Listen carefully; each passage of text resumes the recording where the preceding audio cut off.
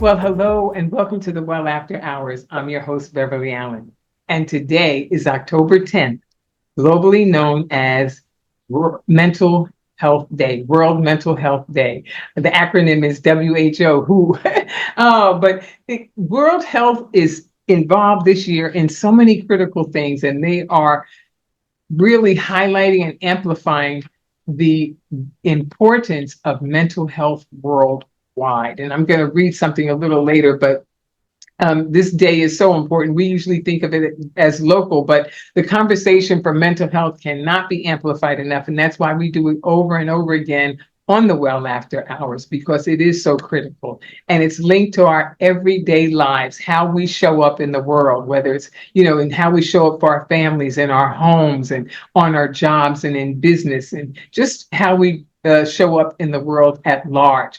So it's a conversation that we have to have, and we can't have it without my returning guest, who we always are so blessed when she comes, is Dr. Angela Clack. Dr. Clack, thank you so much for coming back to the well again. It is always a pleasure. I'm so excited about our conversation. Thank you. Thank you again for the invitation, by the way. It's just always good to have you here. And I want to read something quickly from the World Health Organization that I pulled up. It's about mental health at work. And it says, the World Mental Health Day, WHO, is uniting with partners to highlight the vital connection between mental health and work. Safe, healthy working environments can act as a protective factor for mental health. Unhealthy conditions, including stigma, discrimination, and exposure to risks like harassment and other poor working conditions, can pose significant risks affecting mental health, overall quality of life, and consequently participation or productivity at work. With 60% of the global population in work, urgent action is needed to ensure that work prevents risks to mental health and protects and supports mental health at work. My goodness.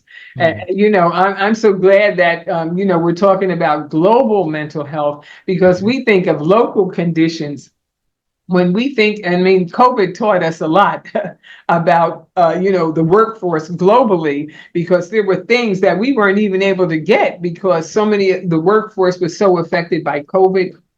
And it wasn't just like transporting, but even people, getting sick and people Mhm. being affected, through traumatic experiences during, that period, even Mhm. post COVID, still trying to recover in some ways from all of that. But it taught us a lesson. And so when we think of Mm. mental health, it is so much broader than what we just think of like day to Yes. day. This is a big conversation. I'm so glad you reflected on the COVID and the pandemic that we had, several years back. But because we're still recovering, and I think that workplace and the workforce, and maybe even some of the people who are administrator managers, but also are employees, I don't think that people realize we are still recovering mentally, physically through that time period. People say, well, that was what, 4 years ago, 3, 4 years ago. And I'm like, that is the height of it. But it does not talk about the accumulative effects of stress, of burnout, of not working, and working from home. And as we're thinking about World Health Day, think about this. Some places are just now mandating employees to come back in the office. And so people have had I want to say it was a privilege, right? Privilege out of necessity because of a crisis. But it was a privilege for many folks to be able to work from home. Now things are changing. The pendulum is swinging and people are being mandated to return to the office. That's a whole nother crisis for some places. So thank you for reflecting on the pandemic as we're moving forward, talking about where we are today when we look at World Mental Health Day. Wow, it kind of raises another issue about, working from home. Just the transition Mm. from going to a job to working at home. People used to going to the office now have to work at home, and Mm-hmm. sometimes there are children in the home, Mm-hmm. Mm-hmm. or other Mm-hmm. persons in the home that you Mm-hmm. now have to work around, which means there are Mm-hmm. distractions, more distractions and things to Yes. focus on. And that's a mental health change too that, that can affect your health. And now, just when you think you've adjusted to that, now they want you to go back to the building. That's it. The word you said is an adjustment. Some people adjust to change relatively without interruption. Many people, change is very disruptive. So here you say, I've been able to do this from 2 years. I got childcare arrangements. Financially, I haven't had to pay whether I take the bus, trolley, train, like all of these things. Now you're telling me I have to go back to that. And if I wasn't really wise in preparing, then I'm not ready. I'm not financially ready. A lot of things I didn't put in place for after school or before school childcare for my kids. So it goes both ways, whether I'm going from work in the office to home or the adjustment to working from home back to the office. Each has its own set of pretty unique circumstances that can be equally very difficult to manage, while some people were looking at them as a privilege. Life is changing. It changes quite frequently, as we can see. There's just so much to take in, on that involved. And, when I think about even that globally, I think about how in this country, in some states, with some businesses, we are privileged to have almost like a company mandate for mental health, that if persons are having challenges on their job, that they can actually, get help with whatever sometimes the issue is. Other countries don't have that luxury. That's right. Many places don't have that, and so, maybe productivity is different from place to place, just like from state to state, from job to job, because it can be the same business. It could be an auto industry. But if workers are having different problems or issues on the job in one place, because I've learned from my son being in the industry, is that there are unions in some places, but not in all places. Right. That's exactly right. And at any moment, a company could call a strike. At any moment, there are massive layoffs. So there are this is such a bigger conversation in our time today, right? Yes. This is like at many levels, from the top in terms of who's the CEO and running programs, because more workplaces need either employee assistance programs, or they need to give people some kind of leverage for Family Medical Leave Act, or even taking mental health days during the month. Like, those things really need to be, because it's all about, and if you think about it, it's a bottom line. We know companies' bottom line is money, revenue, productivity. But employees' well-being is impacted by environmental conditions, by mental health, by financial, like everything, toxins environmentally. But the better an employee's well-being is, that is a positive impact on productivity. And if we could just think about it sometimes in that way and not just look at bottom line numbers, if we could look at, if I'm well, I'm going to show up for work on time. There's going to be fewer call outs. I'll be able to work more conscientiously because I'm not thinking about, oh my goodness, am I going to get a call from my kid's school? I sent them to school sick today because I had to show up for work because I don't have time off. Like, it's just this trickle down effect that if more companies could look at employee well-being, that they would realize that their companies would actually be impacted positively, not negatively, if they make more room and requirements for mental health to be a part of benefits, insurance benefits, whatever they have in terms of well-being, wellness programs. The therapists are there. The mental health coaches are there. The wellness coaches are there. We're here. We can provide all kinds of services, and we could do it virtually. We can do video training. We're here. It's not resources. It's them not accessing, tapping to, and seeing that employee well-being is a priority for mental well-being. Do you think, well, I know you have traveled outside of the USA, Yes. speaking on different platforms, on mental health and wellness. What is kind of the maybe shared data or kind of shared experiences with others from other countries about mental health where they are, comparatively to here? And I'll say that I think that I haven't traveled enough. And that is my desire to travel more. So for me, the most recent travel would have been England a couple years back. And I just reflected on that because it was this time of year in 2019 that I got to go to England. But the pace at which people work and operate in some of these countries, the moment you step on their land and you start to feel the culture, you'll see that there's a difference between the way in which we look at work and the way in which they look at work. I can hear from lots of countries who have conferences and things, and they'll go away because they want us to come to those countries. So a lot of my colleagues are doing retreats and wellness for therapists in places like Costa Rica, Bali, because it's a slow down, much more embodied experience. Here, it is such a hustle and grind culture. No matter how many times we tell people, slow down, we want you to relax, take a self-care day. As much as we say that, sometimes it's like beating a dead horse and playing this skipped record. It's just the same thing. It is really hard to shift this country out of that mindset.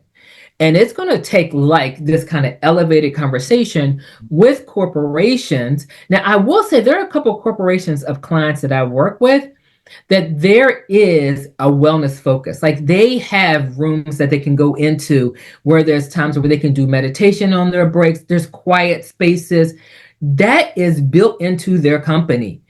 Few companies, but it's in some of those companies. Now, that comes at a cost, right? They work 12, 14 hours a day, but they have these other opportunities to even have lunch prepared, breakfast, and they don't pay for that. It's the perk of working in that company. Fewer companies are like that, though. There's not a lot. Wow. Yeah, that is a good point. And when people are happy at their workplaces, like you say, they do so much better. And since, we're a capitalist country, you would think that most of them Yep. would know that. But and now also in the workplace, there's the threat of AI taking Mm, over, many jobs. Just yep, think how stressful that is on people feeling like, absolutely. what am I going to do? How do I get Hmm. trained and then, Yep. kind of reinvent myself in the workplace at different. Now, I don't. I think that is something that is a newer conversation, but it is such a necessary conversation. People really need to either get trained in using this AI because it's not going away. And also, people need to be able to talk to companies about, hey, what are the other opportunities? If you're moving in this direction, we want to be prepared. What is it for us? Or are we being bought out? Are we given severance packages? Like that is a whole nother wave that I am very curious about where we're going to be in the next kind of 5 to 10 years with that. Yeah. And, speaking of, in the workplace, to help people with mental health, and I know you've worked with corporations, I wonder what levels are management trained to identify somewhat, Mm, mental mental health issues in employees, because it looks like mm, supervisors, uh, mm-hmm, hmm. and managers, vice president, because somebody works under everybody. Yes, absolutely. We all And have so, somebody to report to. yeah. Absolutely, And so to absolutely. identify these things is kind of critical on how, companies actually can operate and operate well. Yeah. I don't know who are those people. It's not HR. HR is the company. I think that part of the company that people need to go to kind of rectify and work out other problems. They aren't the people who identify what the needs are. I'm hopeful that they will become a part of that conversation because they get people who are making these requests to leave work, to take a leave of absence. They're not that person. Many of our CEOs and heads, they struggle themselves with their mental well-being Mm. as quiet as it may be kept, but they do. They're not those people. That's a good question. I don't know who's going to identify that. It feels like it's the employee who has to bring it to the attention of the powers to be and say, "Hey, did you know that this is happening with your workers? Hey, we're having substandard conditions here. Hey, it's hot in here. What happened to this? Or hey, as a result of the pandemic, we've lost some workers." Like I don't know who's driving that conversation, but it probably likely is going to be the employee by sick numbers. That is my best estimate. The more they call out or they call in late, I hope makes the conversation for companies to say, hey, if we really value our employees, what can we put into place to support them? Yeah, and I think that's so important because, while you're supervising a group of people, you have to, kind of be observant and focus to see Mhm. maybe why that person, because they're talking about the workforce and they need to, if they don't, provide training just so that, I mean, they're not going to be professionals at it, but that they can bring into consideration maybe that employee's not working so well because of other Mhm. issues that are going on. We need to maybe help the employee, Yeah. instead of just, we write up people and write up people without ever, because some people are embarrassed. All employees aren't going to come, just like women are not going to come and say, I go home to abuse every day. Yeah, exactly. And I think that's why if most companies at least do EAP, I know there's some privacy and things that they can't ask specific things about somebody's mental health or physical health. But if you notice something about the employee, then you offer this and let the EAP then help that Mhm. person have a conversation with whoever they want to have a conversation with. Yeah. Yeah. Wow. That I think that that is, something that should be a part of the training process, Mhm. for the different levels of management in the company to help. I mean, like you said, there are laws, boundaries that they can't Right. cross, but they can observe to see before we judge a person so Mm. because that adds to the employee stress too.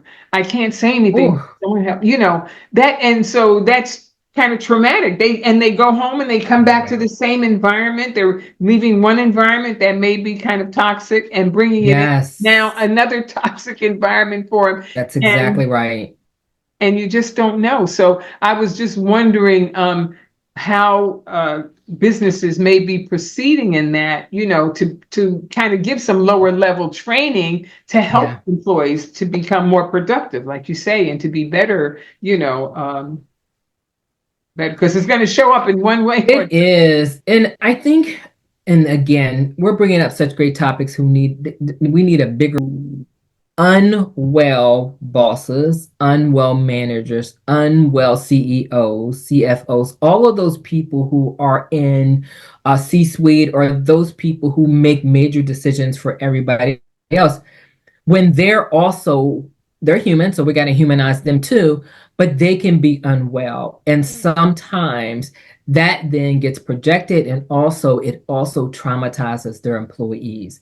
And that is not a conversation a lot of people are having because it's something more discreet because of who they are. Mm. But I've worked with enough employees who have been on the other end of an unwell manager. And that is a horrific experience for employees because the employee is in a bit of a quandary because they could leave. Well, then I don't know how they would take care of themselves, right? Because financially, they may like the job, may even love the job. They do well on the job. But if every day I come in, I am now the target of someone's being unwell, I'm now going to become unwell because what am I going to do? I can't leave my job.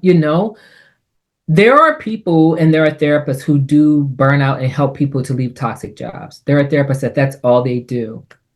And that is a process because I've talked to people who really should leave their jobs because of the mental abuse, honestly, Mm. and the physical abuse on their body from the job and the people they work for. However, asking them to do that is also risking the livelihood for them and their family.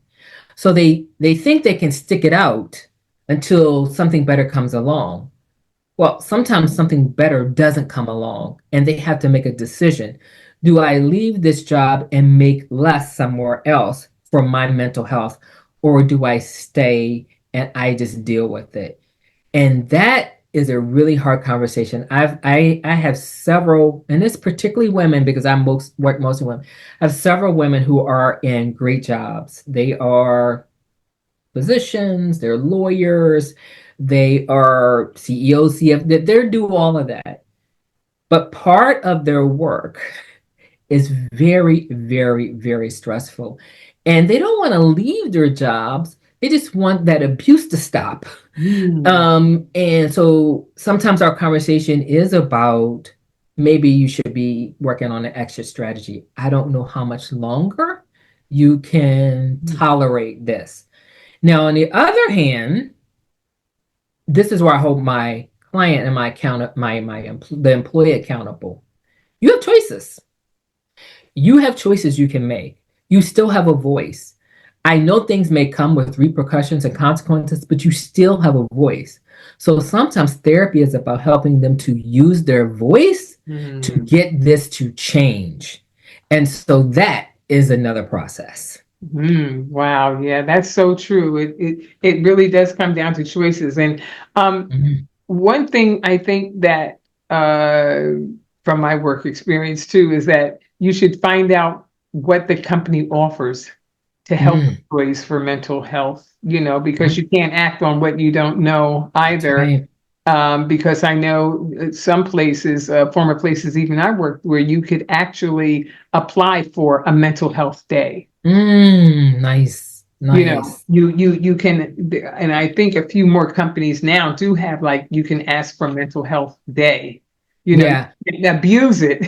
Right. But here's the problem that I have.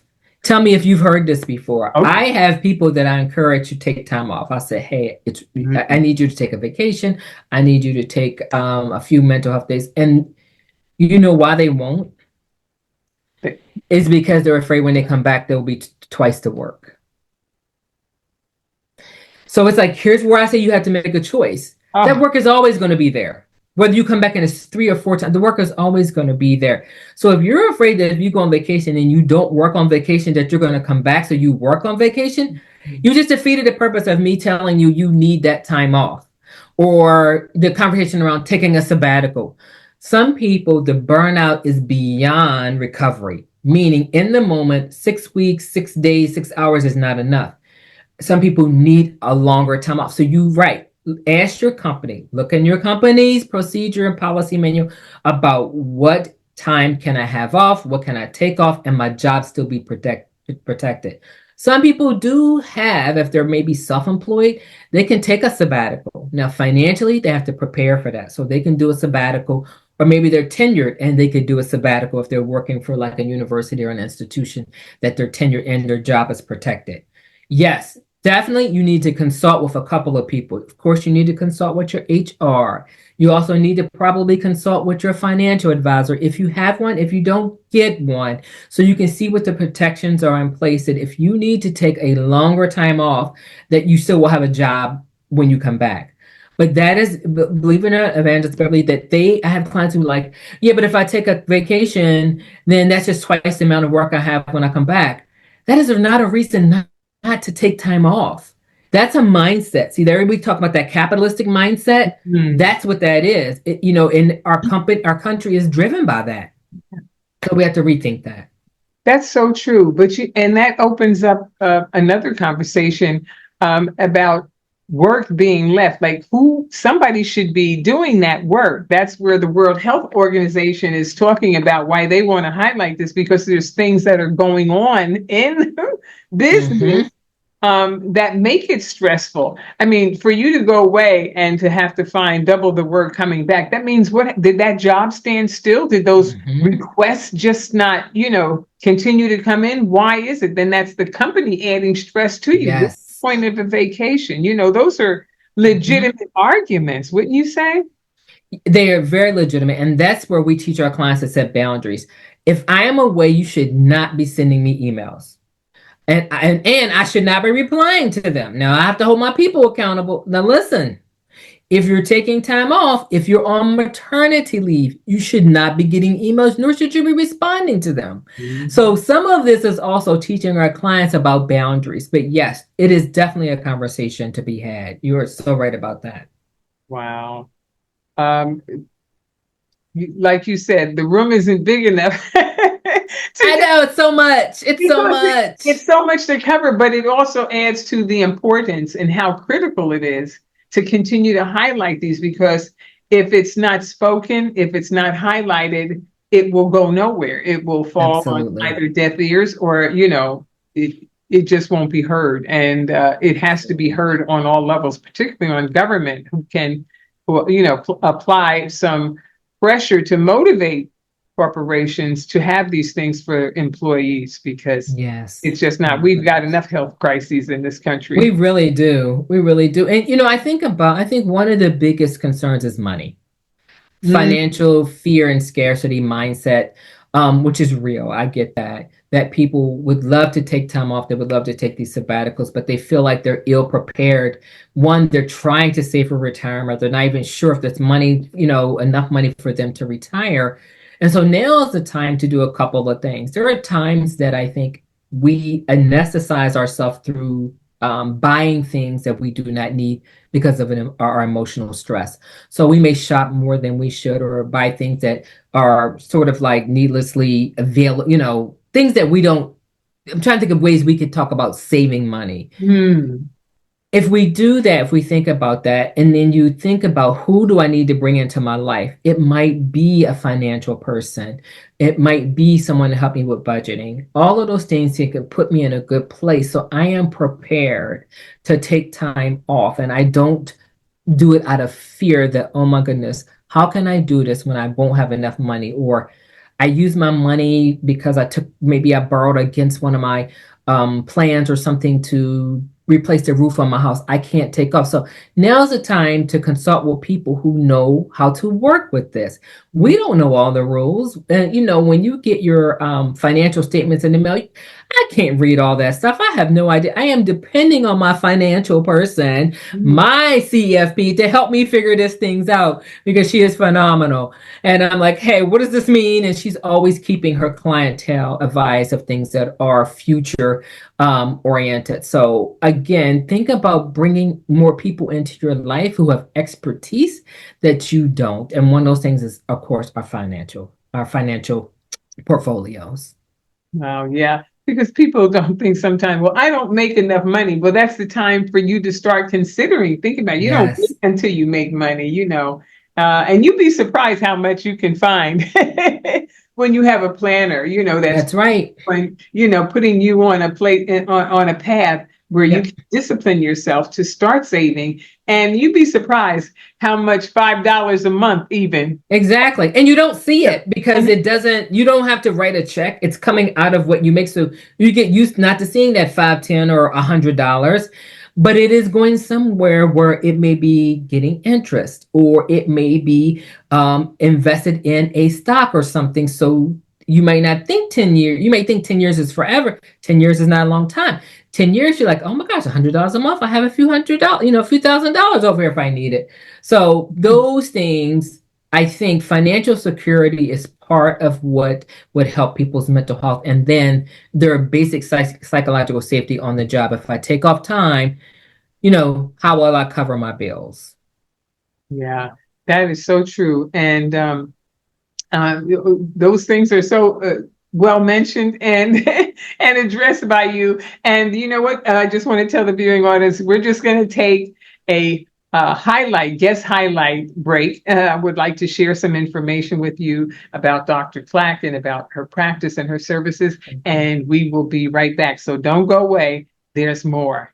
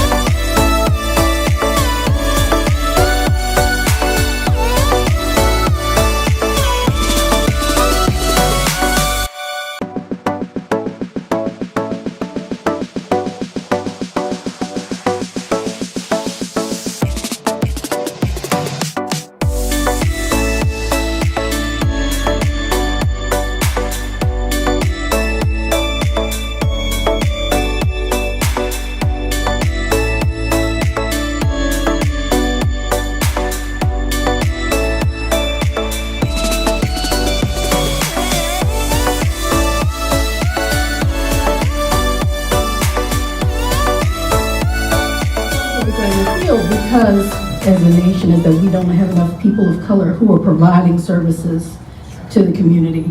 I mean, it's difficult to find people of color who are in the field. So thank you for being a trailblazer.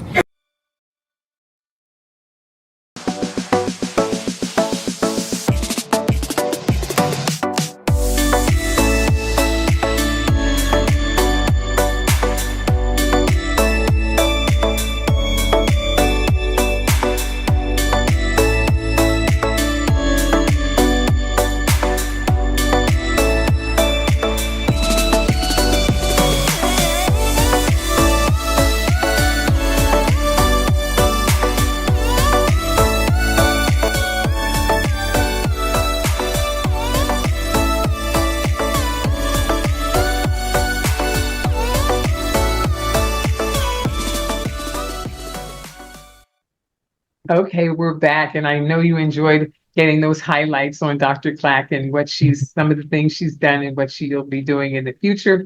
And we're back. And Dr. Clack, I was thinking during that highlight intermission about how an individual can kind of assess themselves as to when they really need to start thinking about getting some help before, their outlook becomes worse and they sink even lower.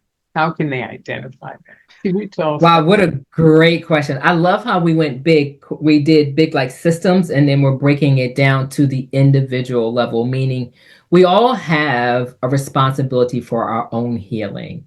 So whether the job says this or this or that, at the core, we are responsible for our own wellness. And I know that means difficult decisions, but we are responsible for our own healing. When I think about self-assessment, I want people to think about how they feel, how they think, and how they behave. So feeling can cover emotions from I'm feeling sad, I'm feeling depressed, I'm feeling anxious, to how I think I'm overwhelmed. This may look like a semblance, or it may be on the road to more of a burnout kind of story, to how I respond. I'm calling out, I'm not sleeping, I'm overeating.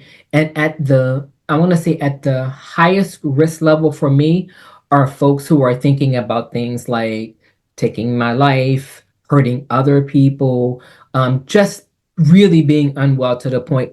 Yes, that's when I think employers pay attention. And we don't want to wait till it gets to that point. So let's start a self-assessment ourselves is if you find yourself not wanting to get up. Some of my clients will tell me they start to feel something in their stomach, or they just start to feel unwell, usually the day before. So if they work on Monday through Friday, by Sunday, sometimes Saturday, they are already dreading going to work on Monday. When you start to feel like that, you don't want to get out of bed. You're forcing yourself to kind of pull yourself together to get to work. And you get to work and you find yourself maybe isolating. You don't want to talk to anybody. You're kind of in your space. You're finding even outside of work, you start to isolate. You don't want to talk to people. You kind of come home and close the doors. Those are things to pay attention to. If you don't drink, or you drink a little and you start drinking more, you find yourself abusing alcohol again, to kind of cope with the stress of work. I need you to self-assess, like, is this too much? Am I kind of walking in the line of this being more of a problem than it is? Maybe you started social, now the drinking has become worse, or some other type of addictive behavior. We want to look at that too as a way that people, so anytime you are coping with stress in an unhealthy way, and you believe it is as a result of workplace dynamics and work stress, that's where you want to look at, should I be talking to someone? Now, there are ways and different manners that we can take care of ourselves. We talked about taking some time off. We talked about maybe thinking about a sabbatical. You can, yes, use your EAP, which is your employee assistance programs. Those are very time limited. So you may get anywhere from 3 to maybe 10 sessions. I think on average, the people I've seen have 6 sessions. An awesome start to get support. But maybe you don't really trust your company. And so therefore you don't trust their EAPs. So you decide, I'll get my own help. Use your health insurance, or talk to someone and say, hey, do you know someone who can help me? I'm under a lot of stress. So use referrals and recommendations from people who you know who may be already seeing someone or they work in the field and can connect you with someone. If you already feel like I am just struggling to talk to someone, it doesn't hurt to just set up a consultation and have one session and let someone help you figure out, is this depression? Is this burnout? Is this both? Am I traumatized? You don't need to figure that out. Your job is to find the expert who can help you navigate that space. So sleeping, eating, think about all of the kinds of ways in which we take care of ourselves. Maybe you might not be ready to talk to a therapist, but maybe you can do a support group. Maybe you could say, hey, I really haven't been taking care of my body. I feel so exhausted. Maybe you could hire a trainer. Maybe you can join a gym or the classes. Like there are different ways we can heal our body and our mind. But again, anybody has opportunity and access to talk to someone to help them work through their emotional stress on the job. That's so good. The other thing I was going to ask you to, we talk about mental health and mental wellness. Can you give a definition or, like what mental health looks like and what mental wellness really, overall is? Yeah, you're right. I think lots of people talk about it, but may not be clear on what that is. That's like people who come and say, "Hey, I came to therapy, but I'm not really sure what I want from this because I've never done this before." So, in terms of mental well-being is like your whole life. If you think about the 8 dimensions of wellness: mental, physical, spiritual, relational, financial. Like if you look at all the things that make up our life, how well aligned is my life with my core values? And I feel like I can wake up in the morning. I feel like I go to bed. Like I feel safe for the most part. On my job, I don't feel like there's many threats that I cannot control or I can't manage or I can't go or access resources. Mental well-being, I feel good in pretty all of my spaces that I'm in.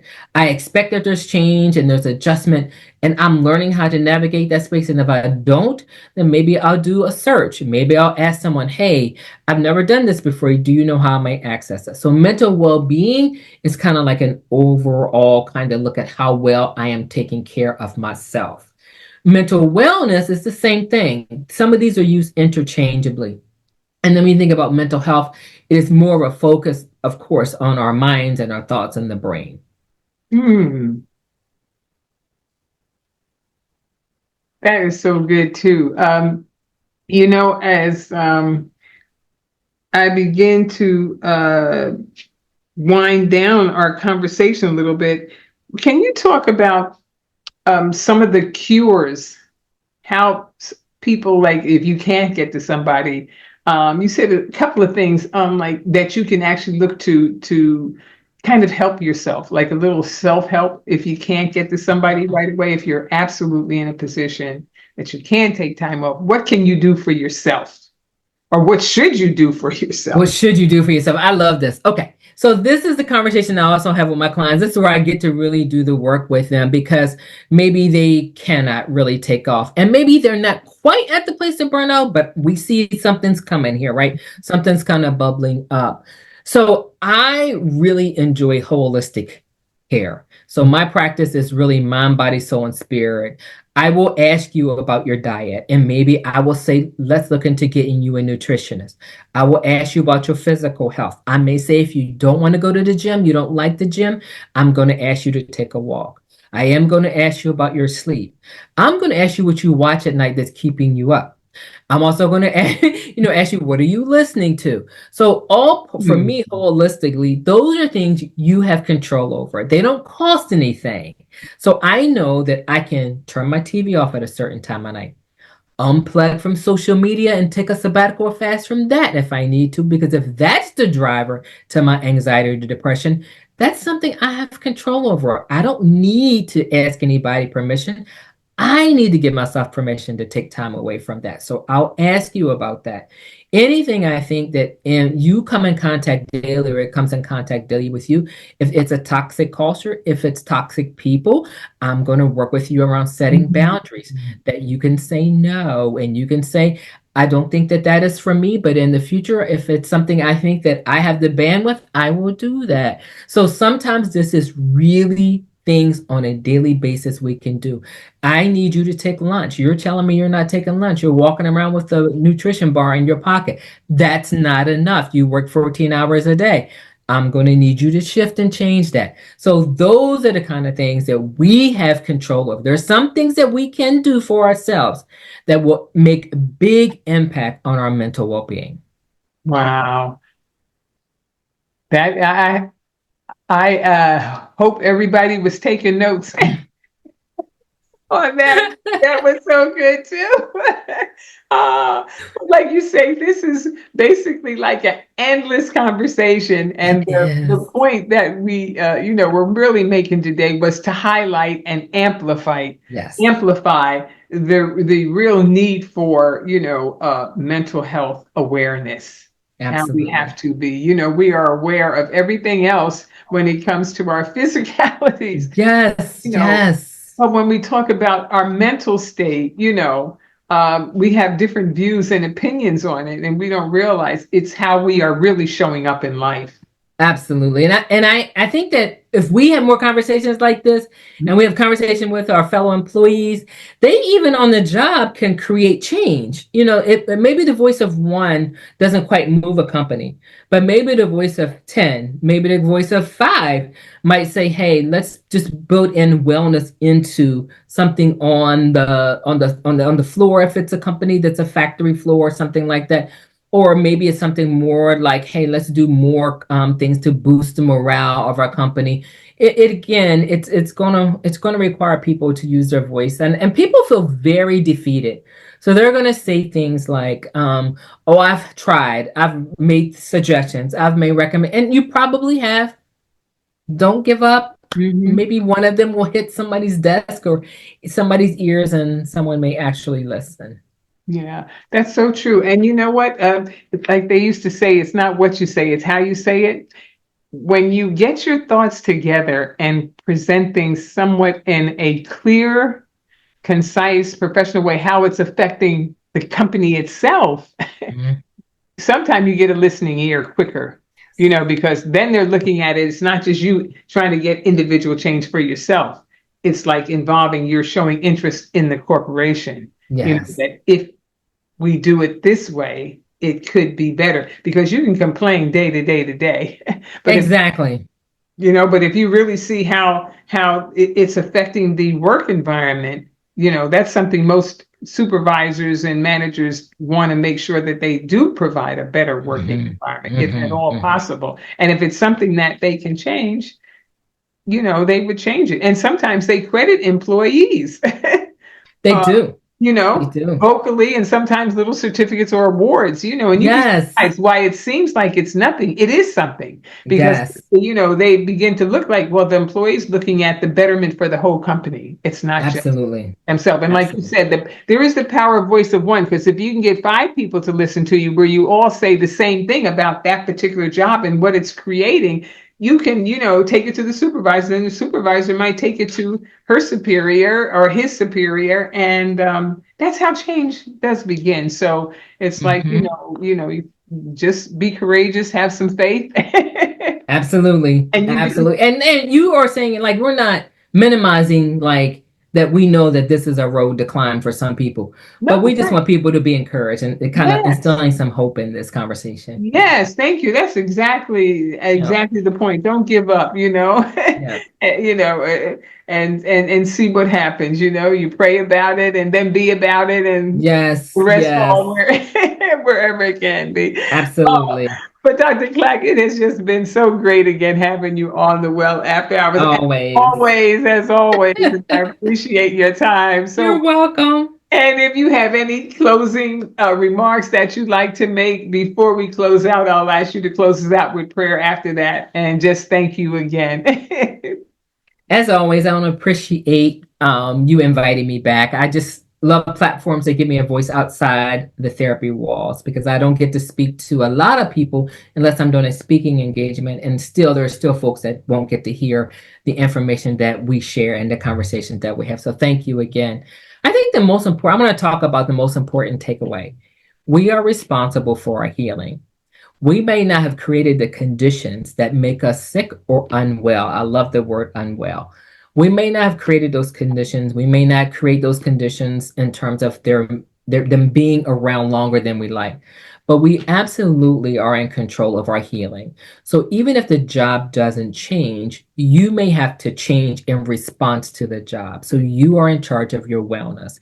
That's going to look different for everybody. So I say be encouraged, consult an expert if you just don't know where to turn. Talk to someone and then get some advice about how to take care of yourself after that. Oh, that's so good. Thank you so much. I tell you, it is always a It blessing. is And viewers, I want to thank you for being with us today. And I'm going to ask Dr. Clack to close us out with prayer. awesome. So, wow, Father God, I just thank you for this moment of fellowship with not just one, but for everybody who's hearing this. I want to thank you for the opportunity to impart information, knowledge, and wisdom. I don't come just from a place of professionalism. I'm speaking from personal experience. I have been an unwell professional. I have been an unwell human being, and it did come as a result of stress. So I know that wellness is possible. So, Lord, I pray for every person who's hearing me under the sound of my voice, that they trust you, the decisions that they make, that they consult you, because you are the great physician. So, Father God, I just thank you right now that every business, every corporation, every CEO, CFO, every person that is in charge of a group of people, that they open up their eyes and their ears and their hearts to take on the business of wellness for each person, including themselves. And we know that families will benefit, businesses will benefit, and communities will benefit. So I just want to thank you again for this opportunity. I pray for each and every one of us here. Take this information with you in your heart, take it in your head, and do what you need to do to take care of you. In Jesus' name I pray, amen. Amen, amen, amen. Thank you so much for You're the welcome. prayer. And again, we'll be calling on you again. I'm always here for you. Don't worry. My schedule may be wacky, but I'm here for you. I love it. I love it. And viewers, thank you for joining us again around the Well After Hours. And listen, come back and join us again. And please share this program, share this information, share this channel. We need you to continue to like and to share and to subscribe if you're not already subscribed. We appreciate you so much. And we'd love for you to leave your comments, even after. If you replay this, share your comments and your perspectives on what we're talking about, because we want to hear from you. But thank you again. And we'll look for you next week, same time, same place. God bless you.